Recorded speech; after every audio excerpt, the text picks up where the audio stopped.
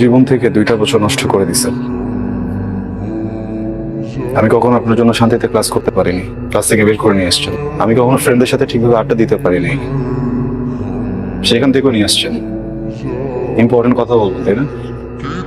এগুলো ইম্পর্টেন্ট কথা।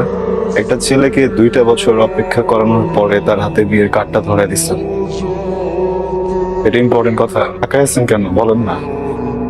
কথা বলেন না, টাকা আছেন কেন? এইটা ইম্পর্টেন্ট কথা।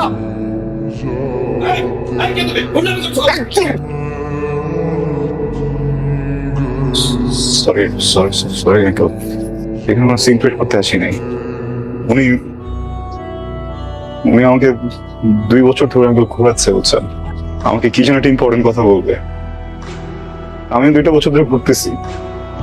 আমি জাস্ট আসছি ইম্পর্টেন্ট কথাটা শোনার জন্য। আমি ইম্পর্টেন্ট কথাটা শুনে চলে যাবো। প্লিজ, আপনি কি চান এখানে একটা সিনক্রেট হোক? না। 2টা বছর ছটফট করছেন না কথাটা বলার জন্য, এর থেকে অনেক বেশি ছটফট আমি করছি কথাটা শোনার জন্য। আচ্ছা একটু বলেন প্লিজ, আমি শুনে এখান থেকে চলে যাবো। আমি কোনো সিনক্রেট করবো না। এদিকে তাকান, আমার দিকে তাকান। ভালোবাসি, আমি তোমাকে ভালোবাসি।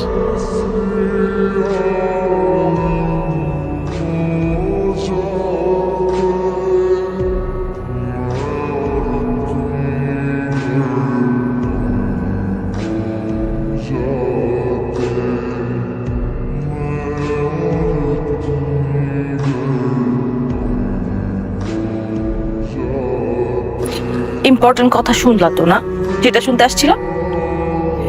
ইম্পর্টেন্ট কথা শুনলা, বুঝলা, এখন চলে যাইতেছো? কারণ আমি কিছু বলতে আসিনি, শুনতে আসছিলাম। শুনে ফেলছি, এখন ধর কোনো কাজ নাই। কি হবে? এত স্টুপিড তুমি, মাথায় বুদ্ধি নাই? হ্যাঁ, কিছু বুঝো না? এতগুলা মানুষের সামনে, আমার ফ্যামিলি, বরপক্ষের লোকজন সবাই শুনছে আমি কি বলছি, সবাই শুনছে। তারপর আমার বিয়ে হবে তোমার মনে হয়?